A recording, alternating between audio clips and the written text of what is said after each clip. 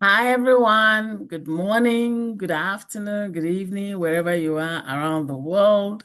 My name is Rose Joshua. Welcome back to Family and Finance. We've been having conversation on RRSP, which is Registered Retirement Savings Plan in Canada. So it is RRSP season until March 2nd. So technically March 1st. But because March 1st is a Sunday, until March 2nd, the government says, yeah, you have one more day. So today we are in part 4 of the conversation. And today we're going to cover the amount of money you save. So a lot of people have RRSPs, but the question is, how much are you really saving?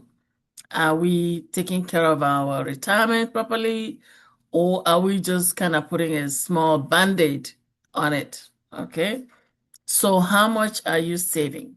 So the RRSP contribution limit per year is 18% of your gross income the previous year. So for 2026, it's 18% of your gross income in 2025.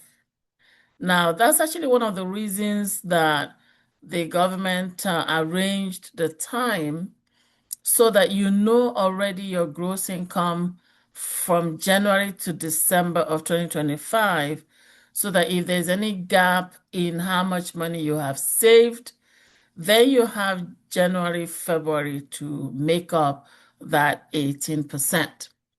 But the question is, are you saving 18%? And the answer across Canada is that most people are not saving enough. So the rule of thumb for wealth building is that you save 10% to 20% of your gross income for yourself, for retirement. All right? 10 to 20% for retirement. If you want a, kind of goodish retirement, you do 10%. If you want to be well, properly retired, you push it to 20%. And the government of Canada 18% limit per year is actually right there, is right up in the alley of 20% savings, rule of thumb. So we're not saving enough, though, is really where the problem is. I was looking at a Government of Ontario research survey that was done last year, 2025. And the findings were that people are not saving enough. So I'm actually going to share my screen and show you two survey results and, just indicators that we need to save more.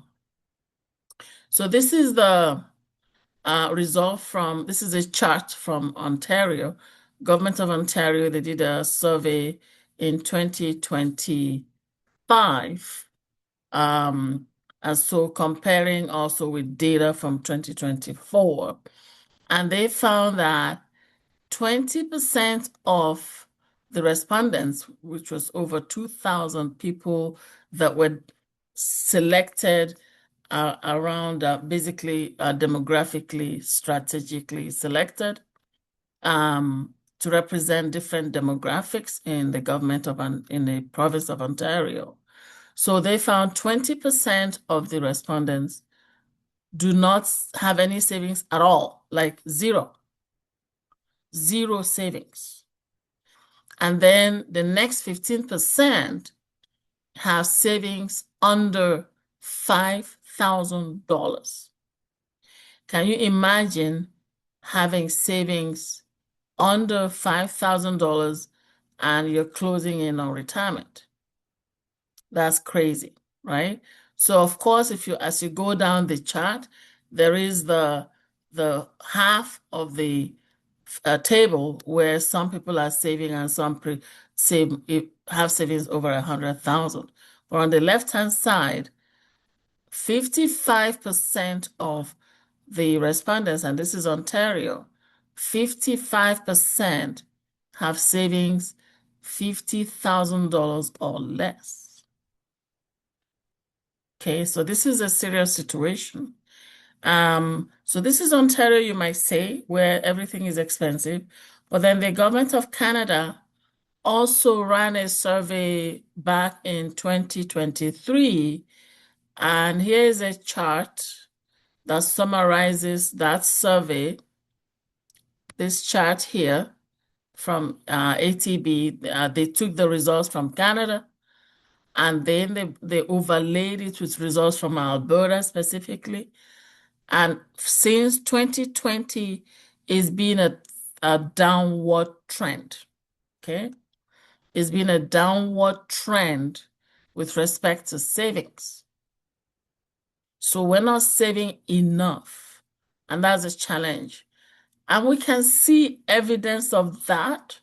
We can see that people are retiring later and later. And, I was actually in a situation where somebody came to deliver, I had a gentleman deliver pizza at my house. And I looked at him and I'm like, this gentleman is not young. Like he honestly, he looked easy. He looked 80. But I knew, 80 would be criminal for him to be working. And so when he was leaving, I said, "Sir, do you mind if I ask how old are you?" Like, I'm 61, so I'm declaring my age now. How old are you? He said, "Can you guess?" So I didn't want to offend him. So I said, maybe 75. He said, no, 71. So a 71-year-old person delivering pizza. So Canada is in deep trouble. And when you go down to some popular stores, you see old people at the door greeting you, welcome, welcome, welcome, welcome, welcome to so-and-so, welcome to so-and-so. I'm not naming names. We all know where our oldies work. And they're not doing it because they have nothing to do at home. It's because we don't have enough savings to survive retirement. So 18% is where to go. 18% is where to push. And so rule of thumb, 10 to 20%, and Government of Canada has, given us that 18% cap. Now, when you don't contribute your 18% for any year, it's carried forward for you into the next year. So when you look in your notice of assessment, you can see your carry forward your contribution room for the following year, which is carried forward. So, some people if you're not saving, you could have 200, 300,000 room to contribute. Okay. So the idea is to do your best to save as much as possible because you don't want to be working at 75. You don't want to be greeting people in your 70s when you're supposed to be relaxing. So we need to save now, tighten our belts now, buy fewer gifts, eat out less, buy more affordable homes. Okay, so there are reasons why we're not saving enough. And I looked at that survey result, I read the whole document. There are reasons why we're not saving enough. One of the primary reasons, one of the topmost reasons is that we carry large mortgages or we pay high rent. We're paying too much for house. We're house poor. Take a look at my house poor series and yeah, there's a lot there. We're house poor, we're buying homes that we cannot afford. Okay, and it's mostly maybe to keep up with the Joneses or appear to be what we're not. But if we cut our coat according to our size, we'll find that we have we're able to make more change in order to save for ourselves for down the road. Okay. All right. So let me show you an example because, it's one thing to talk about it. It's another thing to actually see the numbers. Okay.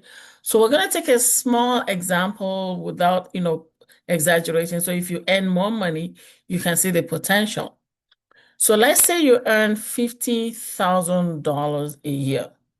$50,000 a year is not a lot, but that is in the middle income class, right? So let's say you earn $50,000 a year. 18% of that is $9,000. Okay, if you divide that, take your calculator, find your calculator. If you divide 9,000 by 12, it's $750 a month. Okay, so let's see what happens if you consistently save 18% of that. And we're making a very simple assumption that your income does not change for a lifetime, which is not correct. So we're using the bare basics. All right. But just to show you the potential, I'd like for you to do this example at home.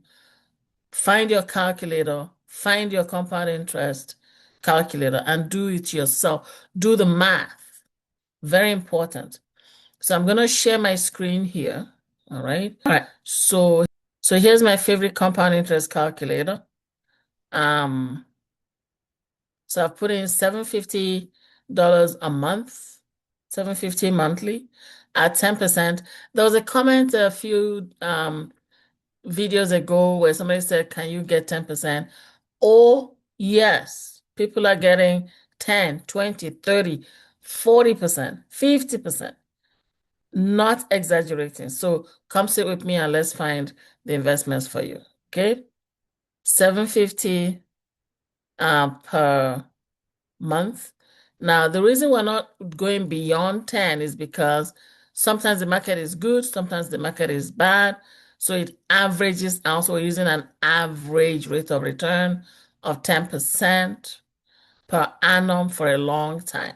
All right. So if you do $750 a month for, where is it now? For 40 years. So I'm assuming you have graduated from college, you're 25 years old, you have a job, and you're working to 65. All right. So that's 40 years. So if you do $750 a month for 40 years, your total amount after 40 years is $4.2 million. 4,196,705. Now, some people say, who has 750? So let's say you're not doing 18%, although that's where to be. Let's say you did $500 instead. And most people can save $500 a month. Okay. So if you save $500 a month for 40 years, you're still at $2.8 million. The key is to do the saving. The key is to save. All right. So definitely do that. That's the key, is actually to have the discipline, okay, to save. All right. So I'm going to leave that. Now, there's a common phenomenon that I've come across where I say to somebody, a client, okay, let's open an RRSP for you. And the quick answer I get is, oh, I have RRSP at work. And so how much is work contributing for you is my next question. And in many cases is 2%, 3%, or they match. Whatever I contribute, they match me. Great, fantastic. But if they're matching your 2%, that means you have 4%. and your target is 18% to 20%. So you still have another 14 to 16% remaining. So we confuse workplace benefits a lot. And I think I should probably do a separate video for that. Benefits are highly, highly overrated. And benefits, it honestly have misled people to basically abandon their personal responsibility to themselves because, oh, my employer does RSP for me. Therefore, I'm not going to do RSP for myself. But then we forget that your peak is 20%, well, 18%, let's stay with RRSP. Your peak is 18%. So if your employer is doing, so let's say you've worked for 10 years. Let's say you've worked for 10 years, all right? And every year you contribute 2%, your employer contributes 2%, that's 4%. That means each year you have left 14% unaccounted for, 14%. That's a lot, all right? And you go do that for 10 years, that's 140% of your income that you should be saving that you're not. Now, because we're not saving to the fullest, money finds a way to get spent. Money finds a way to get spent. If we're not pushing ourselves to save, then that money finds a way to get lost. We squander it. We eat out a lot. We buy lots of pizza. We buy expensive gifts. We buy games for the kids that they don't need, stuff like that. So anyway, I think I'm overbeating it now. So I'll stop. But here's the bottom line for today. You need to save 18%. Now, okay, so I'm going to do another video on benefits. Can I talk a lot more about how benefits work and the psychology of benefits? But do not think that because your employer contributes RSP for you, that's enough. It's not. There's a big gap, a big shortfall that you need to pick up on because it's your personal responsibility to yourself. So, summary for today, our target saving amount is 18% for your RRSP. That's your peak for the year. If you're not contributing 18%, let's talk. Let's take a look at your expenses, see where we can find money just so you can save some more for yourself. Because bottom line, you don't want to be delivering pizza at age 75. You want to be able to retire well. And the seed that we sow today is what grows into that retirement plan. Now, young people, don't think that, oh, I'll start next year, I'll start in 10 years. No, start now. Because like I've always said, time is your worst enemy, or time is your best friend when it comes to compounding. All right, I think I've said enough. 18%, dream it, say it out loud, is 18% is where we're going. RRSP limit 18%. So let's save. Connect with me, Rose Joshua, 780-680-1334. Let's see how much you're saving, how much your employer is saving, what is the shortfall, and let's fill the gap, because in the long run, it's your life, it's your retirement. Okay, so let's do 18%, and God help us. Okay, all right, God bless you. So if this has been helpful, please subscribe, share with your family and friends, and like, and talk to you again another time. God bless. Bye-bye.